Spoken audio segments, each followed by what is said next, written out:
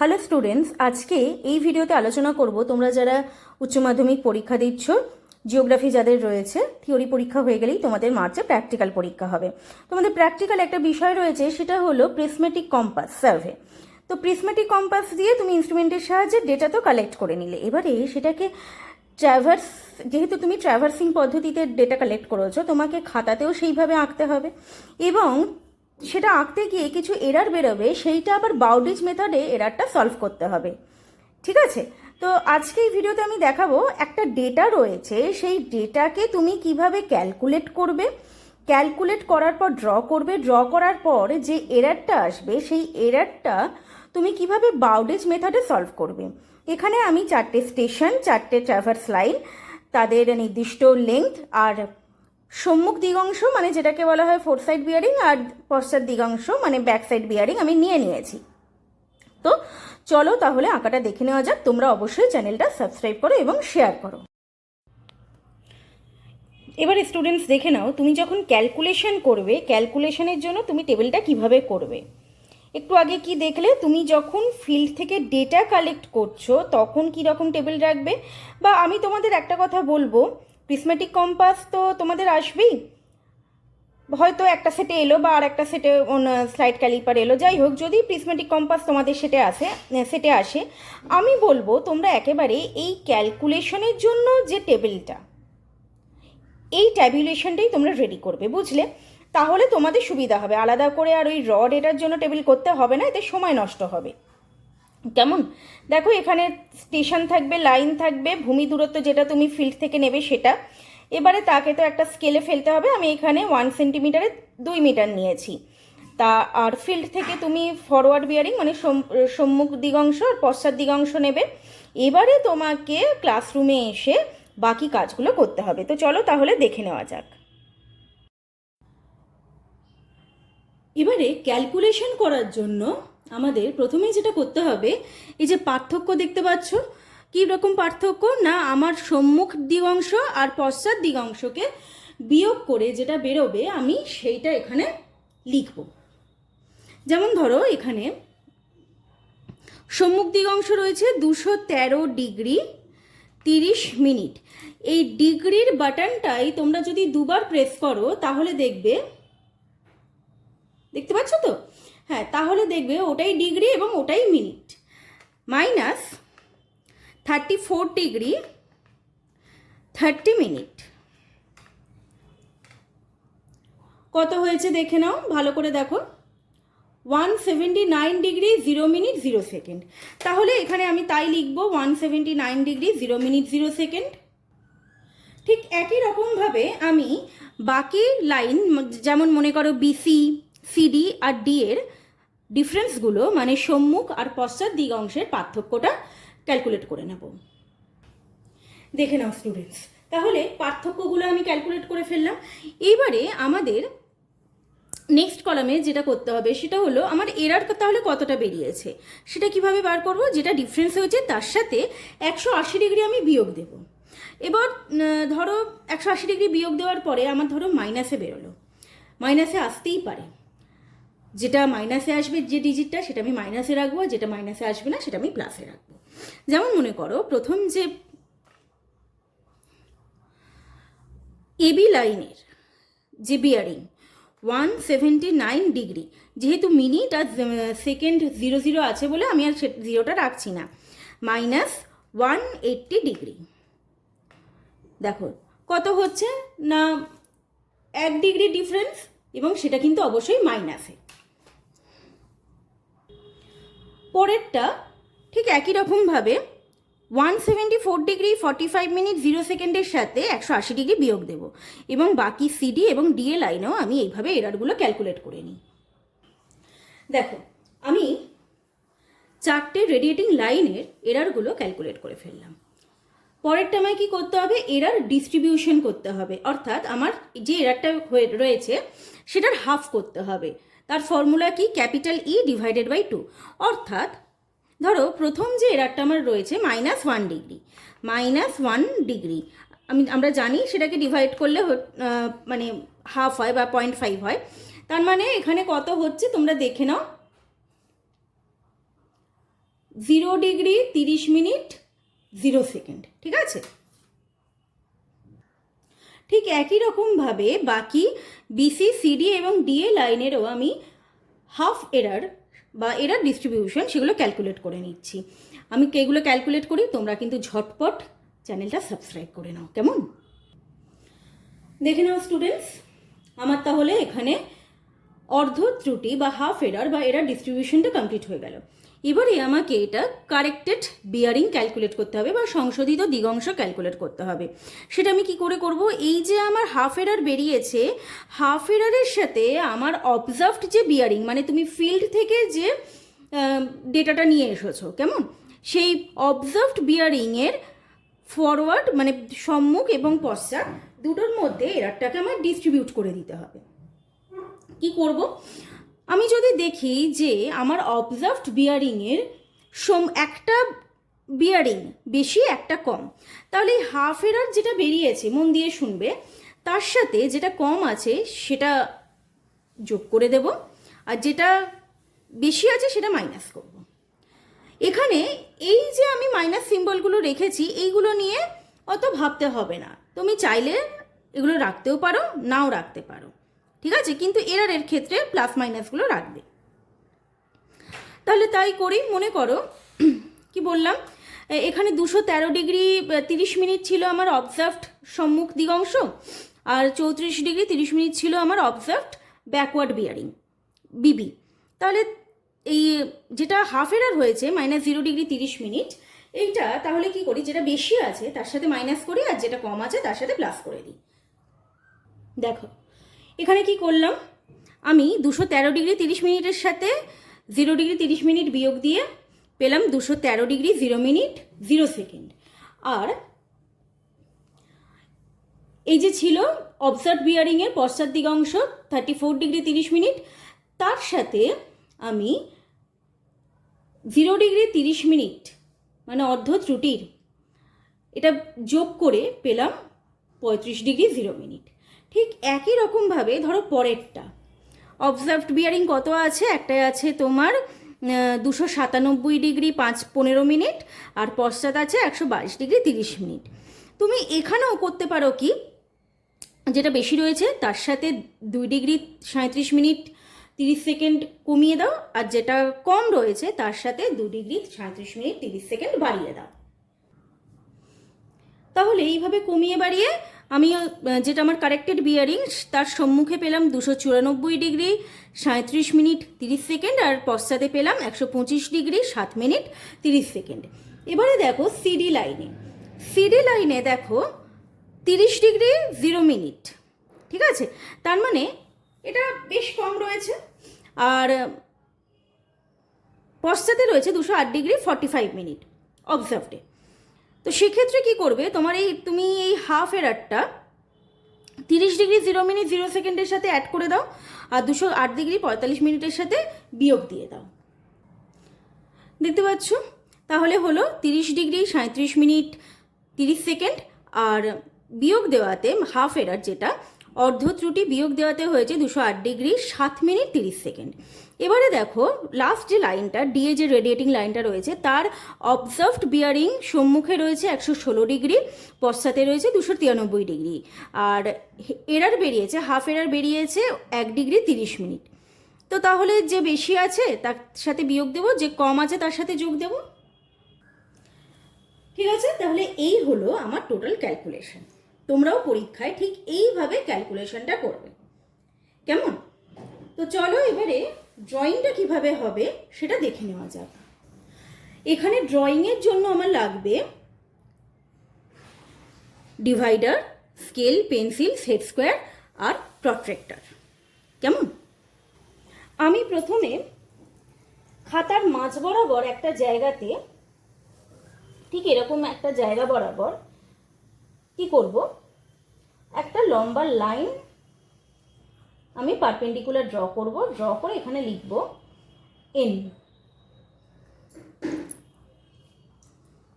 ঠিক আছে, লিখব এন।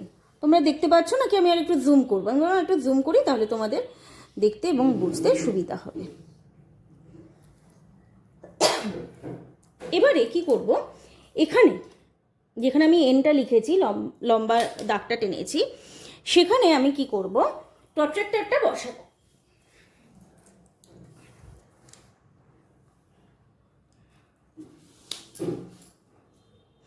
এটা হলো আমার 0 ডিগ্রি। এইবার একটু খেয়াল করো, শুধু 0 ডিগ্রি নয়, এই স্টেশনটার নাম হলো আমার এ। এবার তোমরা খেয়াল করো, আমি আবার ক্যালকুলেশনটা দেখাচ্ছি। তার মানে এবারে আমাকে এবি লাইনে যেতে হবে। তার জন্য আমার কারেক্টেড বিয়ারিং কত, আমি কারেক্টেড বিয়ারিং এক্ষেত্রে সম্মুখ বিয়ারিংটা নেব। হ্যাঁ, মনে রাখবে কারেক্টেড বিয়ারিং নিয়ে কাজ করতে হবে এবং সম্মুখ বিয়ারিং নিতে হবে। সেটা কত হয়েছে, 213 ডিগ্রি 0 মিনিট 0 সেকেন্ড। তাহলে এখানে জিরোটা বসিয়ে 213 ডিগ্রি কোথায় হচ্ছে সেটা আমি মার্ক করে নেব। আমার 213 ডিগ্রি হচ্ছে এইখানে। ঠিক আছে, একটা জিনিস করা হয়নি, সেটা হলো যে এখানে এই যে ভূমি দূরত্ব ছিল, ভূমি দূরত্ব নিয়েছি, কিন্তু এটাকে 2 দিয়ে ভাগ করার পরে, মানে আমাকে তো খাতায় আঁকতে হবে, স্কেল যেটা ধরেছি সেটা আমার ক্যালকুলেট করা হয়নি, সেটা একটু ক্যালকুলেট করে নিই। দেখো, এখানে আমি স্কেলের ক্যালকুলেশনটা করে নিলাম, মানে গ্রাউন্ডে যে লেন্থটা রয়েছে সেটাকে স্কেলে ফেলে যেহেতু আমাকে কাজ করতে হবে, সেগুলো আমি এখানে করে নিলাম। আমার স্কেল ধরেছিলাম 1 সেন্টিমিটারে 2 মিটার। তাহলে এবারে দেখো, এই যে আমি এখানে একটা পয়েন্ট নিয়ে পয়েন্ট পেলাম এবং এখানে এই যে 213 ডিগ্রি মার্ক করলাম, এইটা হবে আমার এবি লাইন। এবং এবি লাইনের আমার লেন্থ কত ছিল একটু দেখে নাও ভালো করে। এবি লাইনের লেন্থ ছিল আমার 8.16। তাহলে ওই 8.16 আগে যদি মনে হয় ছোট, তাহলে আগে একটু সেটা লাইনটা ড্র করে নিতে পারো। 8.16 দেখতে পাচ্ছ তোমরা?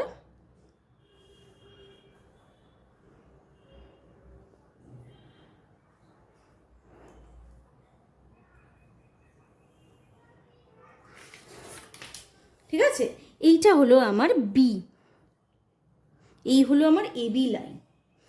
এবারে ঠিক একই রকমভাবে সেট স্কোয়ার দিয়ে বি লাইনের ওপরে এই এর মতন একটা পারপেন্ডিকুলার ড্র করতে হবে। ঠিক আছে, সেট স্কোয়ারটা বসিয়ে, তোমরা তো জানো সেট স্কোয়ার কীভাবে বসাতে হয়।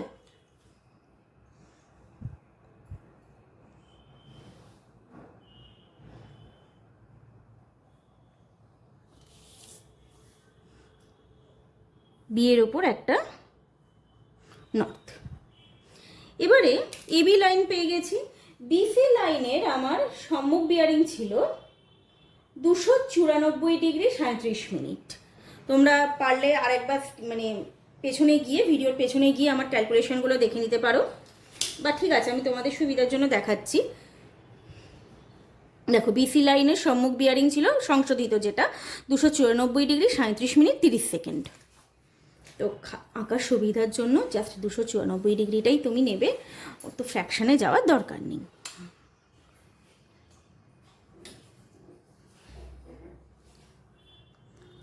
দুশো 294 ডিগ্রি আমার এইখানে হচ্ছে। ঠিক আছে, তার মানে বিসি লাইন। তো বিসির লেন্থ ছিল আমার 4.80। পারলে তুমি আগে লাইনটা টেনে নেবে, নিয়ে এখান থেকে তুমি 4.8 এটা মার্ক করে নেবে।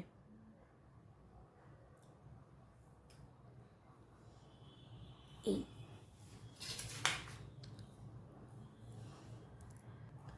কেমন, এই হলো তাহলে তোমার বিসি লাইন। এবং ঠিক একই রকমভাবে তুমি বি লাইনে যেমন এর প্যারালাল করে, এই যে এরকম পারপেন্ডিকুলার প্যারালাল করে বি লাইনের তুমি ড্র করেছিলে, ঠিক একই রকমভাবে তোমাকে সিতেও এইভাবে প্যারালাল ড্র করতে হবে সেট স্কোয়ারের সাহায্যে।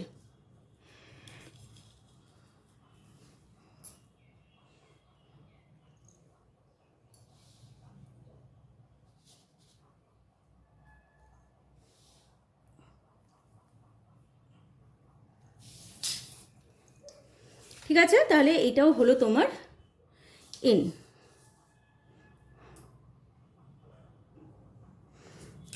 তাহলে এবি লাইন হয়ে গেল, বিসি লাইন হয়ে গেল, বাকি রইল তোমার সিডি আর ডিএ।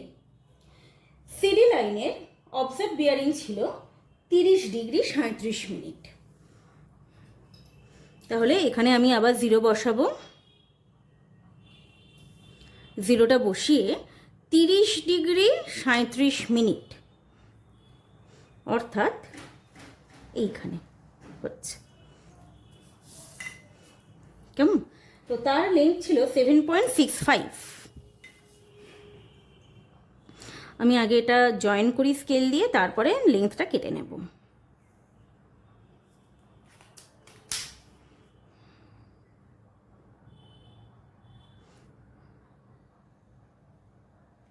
একটু বাড়বে। তাহলে এই হলো আমার ডি সিডি লাইন। এবং ঠিক একই রকমভাবে সি এর প্যারালাল করে ডিতেও একটা পারপেন্ডিকুলার ড্র করতে হবে সেট স্কোয়ারের সাহায্যে।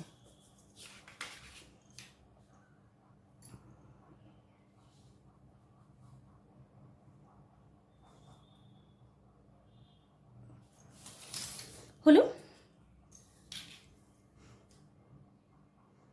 এটাও নর্থ, বাকি রইল ডিএ লাইন। কেমন? তাহলে এবারে প্রটেক্টর বসিয়ে দেখে নিই। ডিএ লাইনের সম্মুখ বিয়ারিং ছিল সংশোধিত 117 ডিগ্রি 30 মিনিট।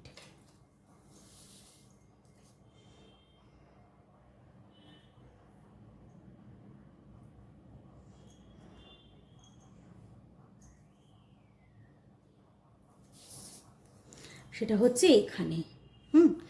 এবার তার লেন্থ কত ছিল না, তার লেন্থ ছিল 5.94।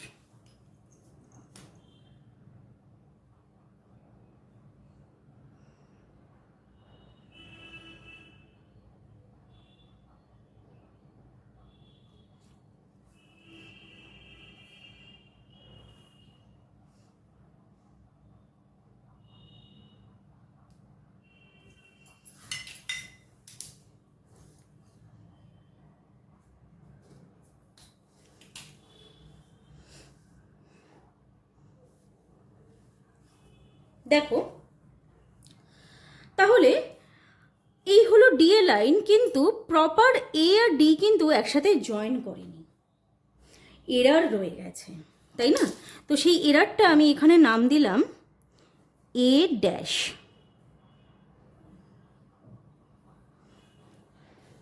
কতটা এরার রয়েছে, আমি যদি এটাকে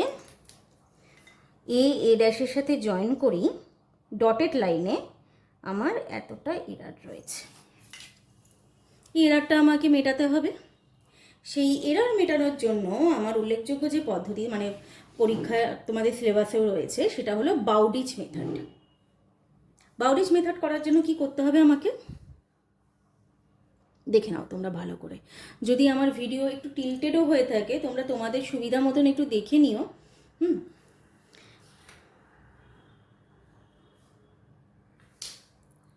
বেশ, দেখো, আমি প্রথমে খাতায় একটা লম্বা দাগ টেনে নিচ্ছি, সোজা করে একটা লম্বা দাগ।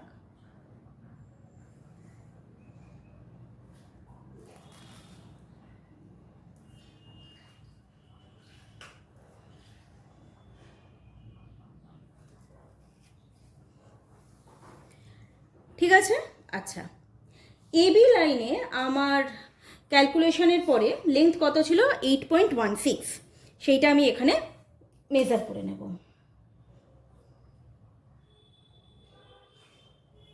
8.16, ঠিক আছে?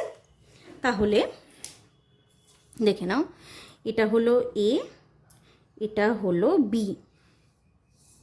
কেমন? আবার আমি ঘুরিয়ে দিলাম তোমাদের সুবিধার জন্য। বিসি লাইনের লেন্থ কত ছিল? 4.80।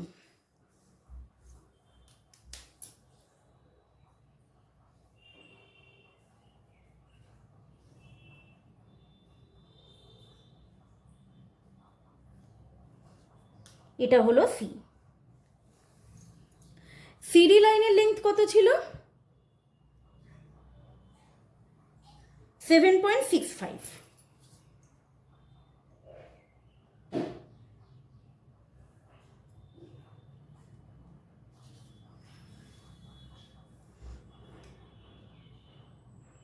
ঠিক আছে, এটা হলো ডি। আর ডি এ লাইনের লেন্থ ছিল 5.94।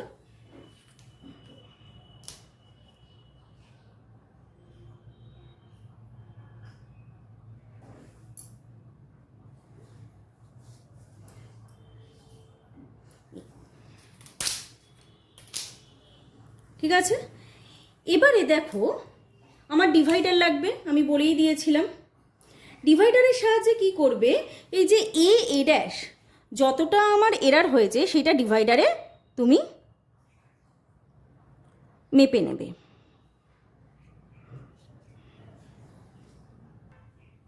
এই যে আমি মেপে নিয়েছি।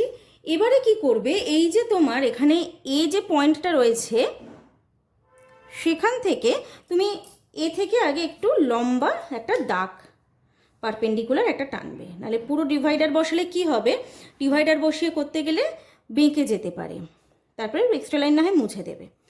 ঠিক আছে, এবারে এর মধ্যে তুমি যে এরারটা মার্ক করেছো এ ড্যাশের, সেইটা তুমি এর ওপর পুট করবে।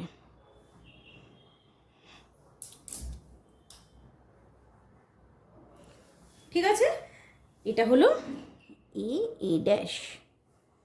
এইবারে এখান থেকে এ ড্যাশ থেকে এই এ পর্যন্ত তুমি লাইনটা জয়েন করে দেবে।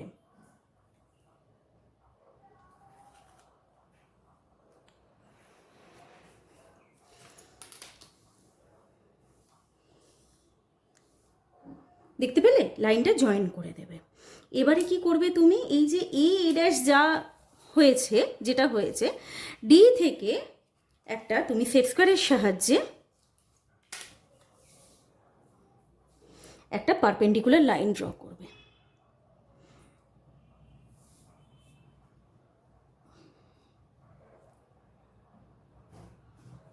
ঠিক একই রকমভাবে সি এর ওপর করবে, ঠিক একই রকমভাবে তুমি বি এর ওপরও করবে।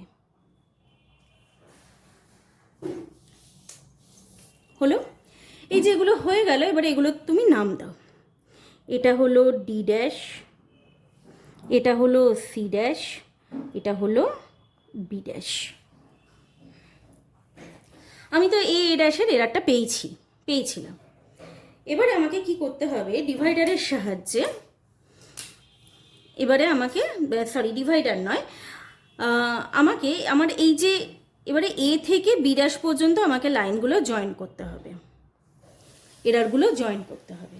ঠিক আছে, তো তার জন্য কি করতে হবে, এই যে লাইনটা রয়েছে ভালো করে দেখে নাও, এই যে লাইনটা রয়েছে এর প্যারালাল করে বি সি এবং ডিতে একটা করে হরাইজন্টাল বেস লাইন তোমাকে ড্র করতে হবে।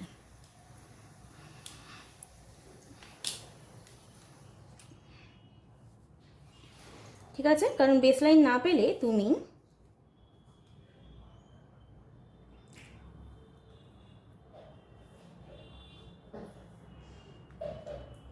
এরারগুলো আঁকতে পারবে না।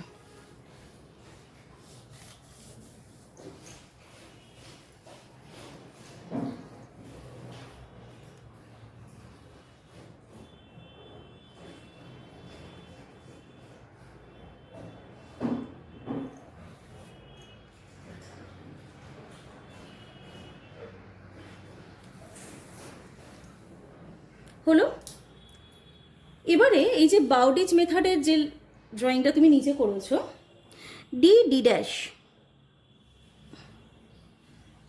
এই মাপটা তুমি ডিভাইডারের সাহায্যে নিয়ে নাও। নিয়ে এবারে এখানে বসাও। লাইনটা যদি ছোট মনে হয় তুমি একটু বাড়িয়ে দিতে পারো লাইনটা।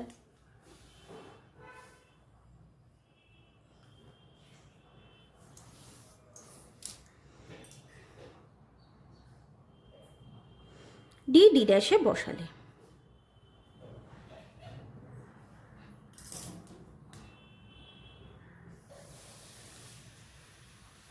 ঠিক একই রকমভাবে সি সি ড্যাশের যে লেন্থটা হয়েছে এরার কারেকশনের পরে ড্রয়িংয়ে, সেটা তুমি লেন্থটা নাও ডিভাইডারে নিয়ে সি সি ড্যাশের এখানে বসাও।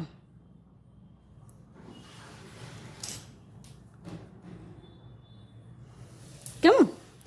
এবং সবশেষে বি বি ড্যাশের যে মাপটা হয়েছে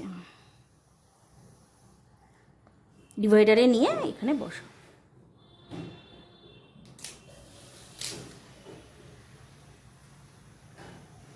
কেমন?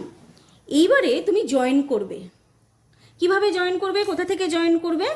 ডিরেক্ট এ থেকে। প্রথম যে এ পয়েন্টটা তুমি করেছিলে সেখান থেকে ডটেড লাইনে জয়েন করবে।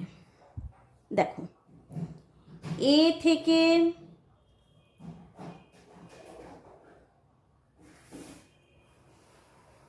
বি ড্যাশ, ঠিক আছে, এটা হলো বি ড্যাশ,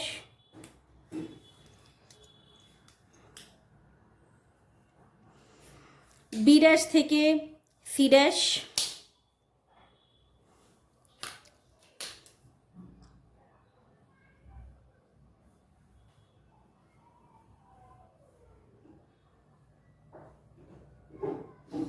ডটেড লাইনে অবশ্যই,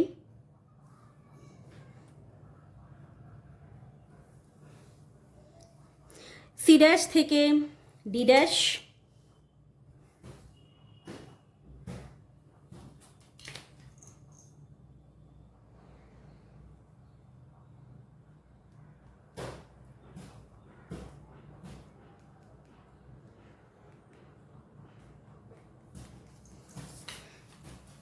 কেমন?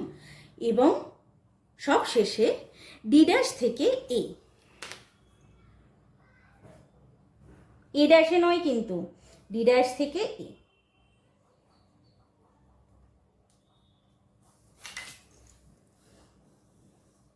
ঠিক আছে?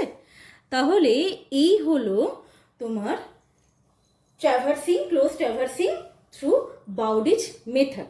এবারে এইটা হেডিং দিয়ে তোমাকে কমপ্লিট করতে হবে। ঠিক আছে? এবারে তুমি এখানে চাইলে ইন্ডেক্স করতেও পারো, নাও করতে পারো, সেটা চয়েস। আমি বলবো ইন্ডেক্স করে দেওয়া ভালো। যে এই যে ডটেড লাইনটা তোমার এরার কারেকশনের লাইন, স্ট্রেট লাইনটা, কন্টিনিউয়াস লাইনটা হলো তোমার অবজার্ভড লাইন। কেমন?